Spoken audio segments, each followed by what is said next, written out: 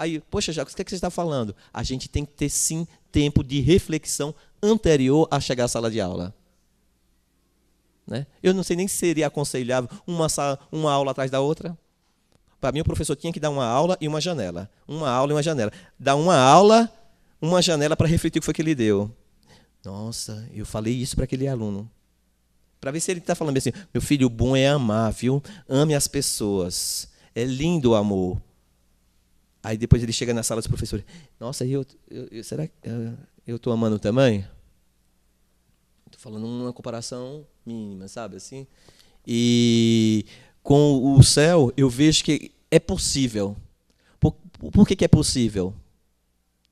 Porque 7 anos que eu estou lá, eu acho que eu sou o coordenador mais antigo de todos os céus. Todos já saíram. A Marta já saiu, o Kassab já saiu, já entrou, Serra já entrou, já saiu, mas eu estou lá ainda. Não sei porquê, eu acho que gostaram da cara ou tem medo de tirar. Né? Mas é viável, viabiliza. Eu quero fazer... Outro dia eu falei assim, seria tão bom se Antônio Nóbrega viesse para cá. Quando a gente fala isso dentro de uma escola pública normal, isso vira sonho. Né? É sonho. Lá não, lá é possível de realizar. Entende?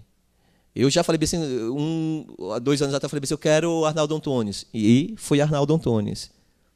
Então, essa ideia de viabilização sai de onde? Quem está viabilizando? A educação.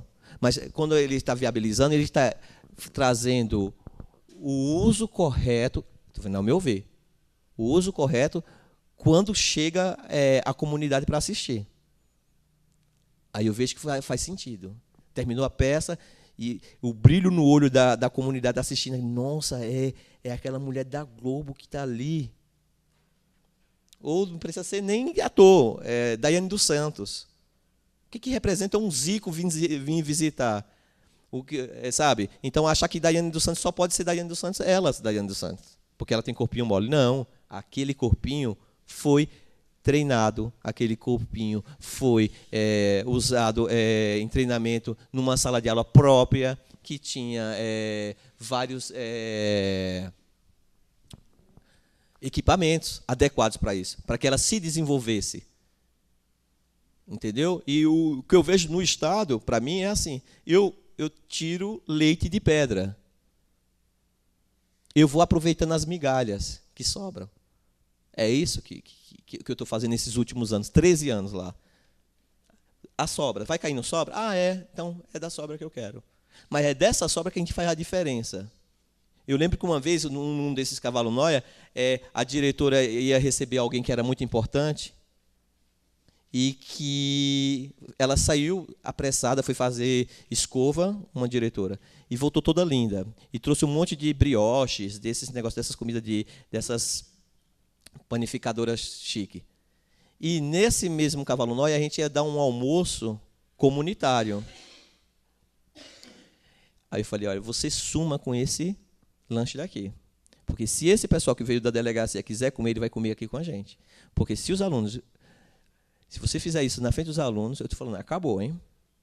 Então é atitude. Então não é o simples fato, não é só o material escolar, é a forma como é dada, né? Eu acho que faz a diferença. Respondi? Pedro, pessoal, vamos ser um pouquinho mais breve, porque tá. Meu nome é Pedro. Eu queria só perguntar para o professor, também não estudei muito, entendeu? Mas eu nunca teve problema, porque você dá aula diferente dos outros, com os colegas de serviço e até com os alunos rejeitados? Se eu já tive problema de ser rejeitado? Sim, por os colegas de serviço. Porque você da Bahia, dá a impressão, não? Dá a impressão que você dá uma aula diferente dos outros. Entendeu? Sim, entendi. Então os outros podem até querer rejeitar. Por exemplo. Está querendo se exibir, querendo fazer diferente. Tem que fazer do jeito que os homens mandam. Aí, né? Exemplo. Eu vou dar uns 3 exemplos do que você está falando. Que veio a imagem do Serra na minha cabeça e não foi muito boa. O Serra mandou livros para os alunos, maravilhoso, uma caixa de livros contendo Pablo Neruda, quem mais? Era Guimarães Rosa, tinha um que tinha Clarice Lispector, e assim ia. maravilhosos. Livros assim que eu comprei suando assim. Eu falei, e eu tenho assim, por exemplo, Grandes Sertões Veredas. É meu livro de cabeceira. Pois bem, os livros chegaram. Serra fez bem? Fez bem. É a ação do governo ter que dar livro para os alunos? Sim. Mas livro, seja lá o que for, eu estou pegando o exemplo do livro. Tem que ter um ritual de passagem do livro para doar, para entregar na mão do aluno. Então foi entregue de qualquer forma. Vamos desovar esse livro aqui, porque é muita caixa aqui e não tem mais espaço. O que acontece?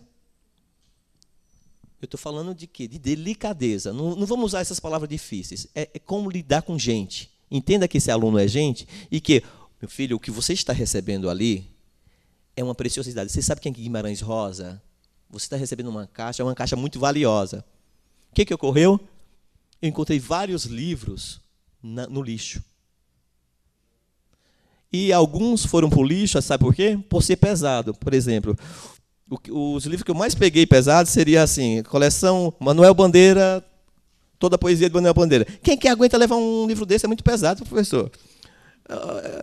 Esse aqui é Grandes Sertões Vereda, é muito grosso. Eu vou levar esse fininho aqui, é toda estrela. Os fininhos ainda salvaram, que não gera muito peso.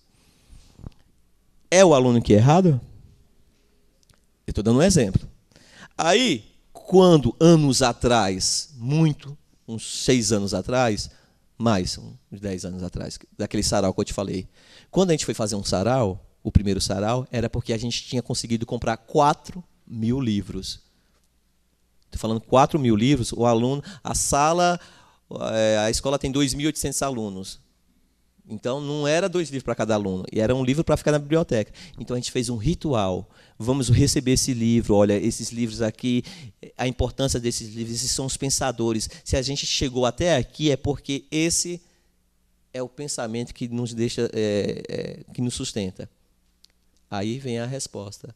Eles olharam para mim diferente? Olharam, e vão olhar sempre. E aí tem outros materiais que chegam. Os materiais bons que chegam, a maioria está na sala da coordenação, que nunca chega na mão dos professores. A maioria.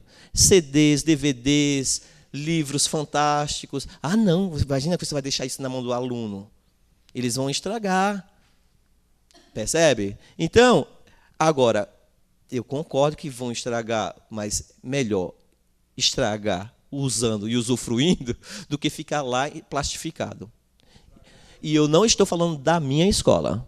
Não estou falando da minha escola. Eu estou falando das escolas. Pode olhar. Faz uma sindicância. O povo é doido para fazer sindicância por causa de verba. Faz sindicância nesse tipo de coisa. Abre armário para ver o tanto de coisa. Tem CDs que eles nem sabem que tem. A minha pergunta é um pouco assim, no sentido que você estava colocando um pouco, de certa forma, que a nossa educação ela é muito particularizada, né? Você estava citando o exemplo do médico, que tem um que só cuida da orelha, cuida só do nariz, outro só do pé. Tal.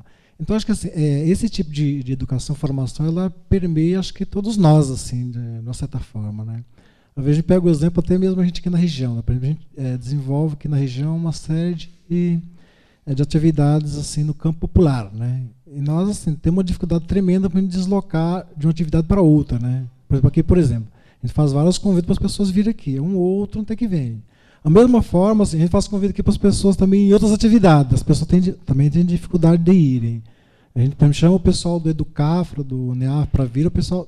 Então, assim, nós temos essa dificuldade de atividade que as pessoas, elas, devido a essa própria formação que a gente tem, as pessoas, elas ficam um pouco, cada um cuidando da orelha, vamos dizer assim, né? Eu cuido da minha orelha, do meu nariz, então, acabou o som. Então, acho que fica um pouco, assim, meio que fechado, quer dizer, a gente não se dá conta do todo, né? Eu faço o meu, então o meu é um pouco a minha formação, sabe? Acho que assim, sem não dar essa valorização para o todo, acho que a gente fica sempre um pouco nessa meio que... ciclo meio que vicioso, eu acho. Né? Bom, essa é uma questão, até gostaria que você comentasse, mas a outra questão que eu gostaria de colocar é o seguinte, que você fala aí, de certa forma, que é uma responsabilidade de todas as pessoas também se responsabilizar pela situação que está presente aí. Né? Quer dizer, simplesmente não transferir para o outro, para o governo, coisa parecida. Mas, por outro lado, também tem a questão das questões grandes que são decididas, né? A questão educacional, né? Ela obedece assim, orientações, né? Orientações, que essas orientações, por exemplo, hoje a gente sabe que, assim, devido à forma que nós estamos vivendo a sociedade, quem dirige a sociedade, quem dirige politicamente, economicamente, e do ponto de vista educacional, a gente sabe que são uma educação elitizada, na verdade, né? Que é a questão de voltar para o mercado de trabalho, no sentido de você produzir para você fazer mercadoria, né? Isso a gente pega hoje, por exemplo, assim, o que é investido hoje no Brasil de PIB, por exemplo, né? É 5%, 5,1% do PIB que é destinado para a questão da educação, né? E quando se trata da questão universitária, pior ainda, acho que não chega a 1% do valor do PIB, né? Então, ligando isso com, assim, por exemplo, essa semana, agora em agosto, está sendo travada algumas lutas no sentido de que haja uma atenção para a questão da educação. Por exemplo, os movimentos sociais hoje dizem que para se pensar na educação, quando se fala em investimento, tem que ter pelo menos 10%, né? Está sendo travado lutas lá no Brasil esse mês, no sentido de que haja uma valorização também né, do ponto de vista econômico para a questão da educação. Que 5%, a pessoa falando, dá para. É o que está aí. No mínimo, para se tentar pensar a educação de forma ampla, geral, tem, no mínimo 10% do PIB voltado para a questão da educação. Então, eu gostaria de você comentar essas questões.